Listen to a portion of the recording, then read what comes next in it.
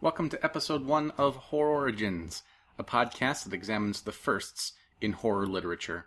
My name is Matthew Tancic, and for the next 10 minutes or so, we're going to be taking a look at Fitz James O'Brien's The Pot of Tulips and the origins of the occult detective.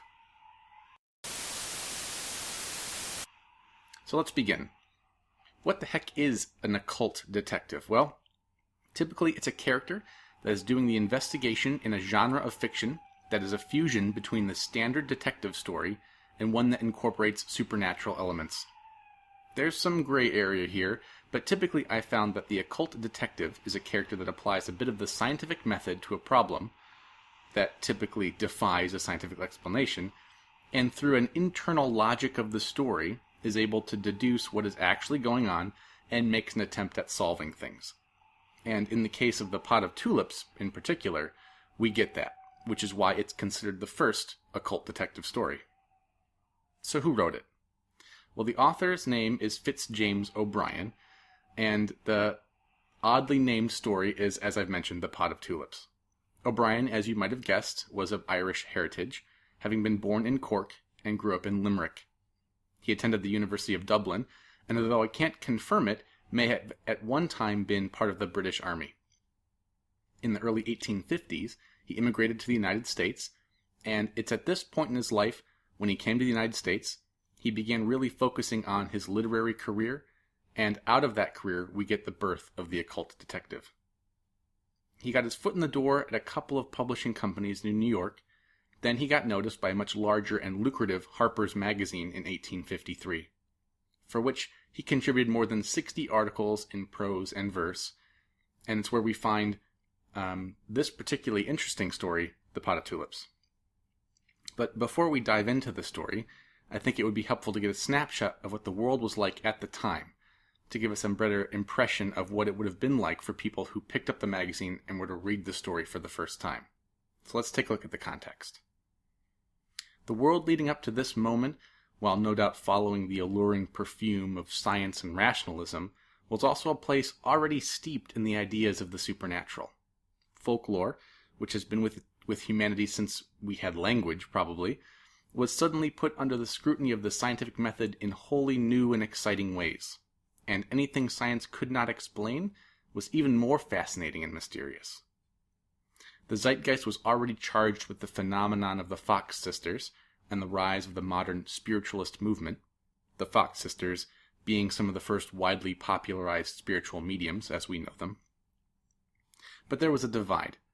The supernatural realm on one hand, and the world of the practical and rational on the other. O'Brien was always a man with novel ideas, and so he put into this divide a bridge. A character that could explain to the layperson just what might be going on, and convince those of rational thought that things outside the realm of accepted natural laws might actually be the result of causes and effects that could be predicted and measured, and worthy of investigation, at least in fiction. The public were hungering for the mystique and style of seances and psychic mediums that approached the taboo subject of death.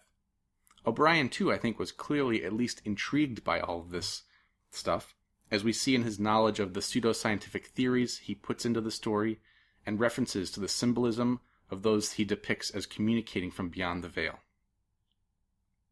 So it helps to appreciate the concept if you try to look at it through the lens of the time period. One could argue that perhaps the concept was inevitable, considering where things were going in the world, but just as we give credit to the Wright brothers for an invention that I think was probably inevitable, so too we should give credit to O'Brien for his contribution here. So let us uproot this Pot of Tulips and get into the story itself. Less than 7,000 words, and now in the public domain. I'll provide links to it in the show notes if you're considering reading it. So let's look at the story. The story takes place in New York and revolves around a man named Harry Escott.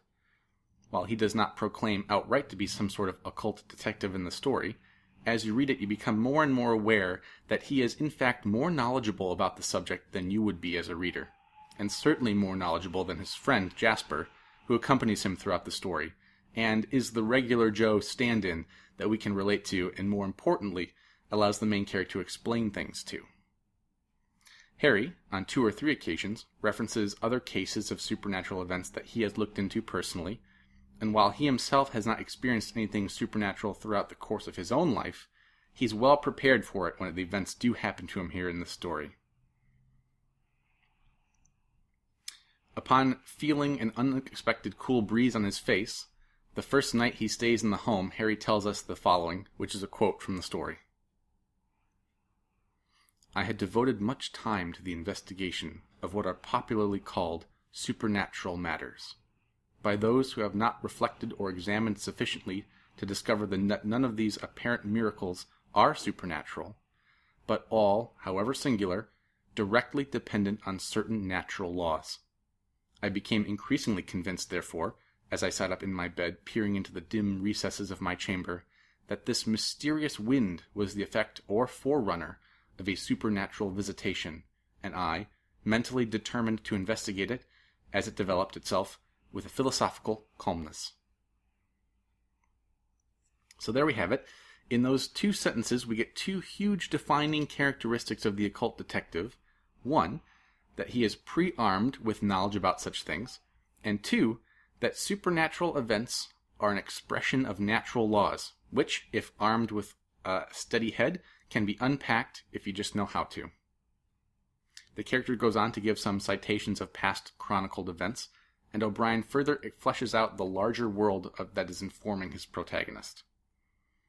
It might be interesting to note here that the rules that O'Brien puts forth regarding how the supernatural things work in his story are loosely, or maybe not so loosely, based on the thoughts of a Dr. Karl Ludwig von Reichenbach, who, at the end of his life, was a proponent of the theory of the Odic force, a belief that all things are connected through heat, magnetism, energy, etc.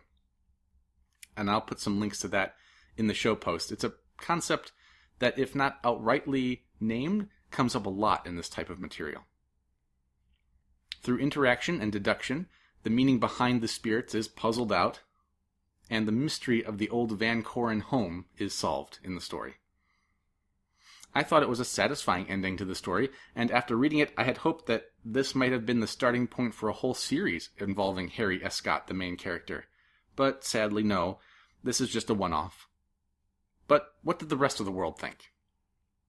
Well, the reception to this story, while not being a failure by any means, was not really the breakout success of O'Brien's career. That wouldn't really happen until a few years later with the creation of the story called The Diamond Lens, and even then, perhaps he was just as well known in the time for his Civil War poetry as he was with his strange fiction.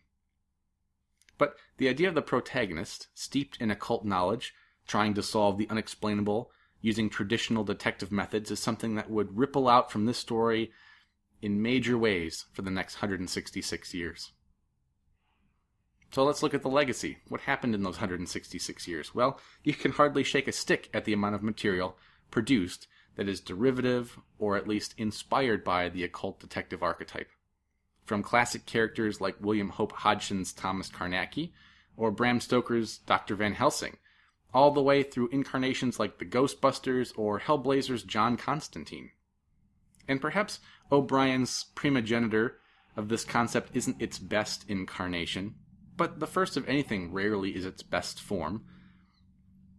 Only after it's been crafted do you get the ability to refine it and perfect it. The story doesn't contain much supernatural combat or presupposed classifications for paranormal entities, things that we've come to expect and love in the genre. But nonetheless, the seed was planted. And next time a hero comes into focus wearing the trappings of the fringe expert to struggle with a dilemma outside the normal forces of the mundane world, you'll hopefully look at that role a little bit differently, and perhaps have a feeling of thanks to Mr. O'Brien for his part in bringing that into being. If you enjoy this podcast and learning about the strange works of fiction that have brought us to where we are today, I implore you to consider writing a review for the show. It'll help more people find out about it, and the more people we can get interested in this stuff, the better. And if you appreciate podcasts that are advertisement-free, like this one, and want to say thanks, head over to MatthewTansik.com That's MATTHEWTANSEK.com. There you'll find links to my social media, as well as a contact form if you have recommendations for the show or want to reach out in any other way. I'd love to hear from you. Until next time, thanks for joining me.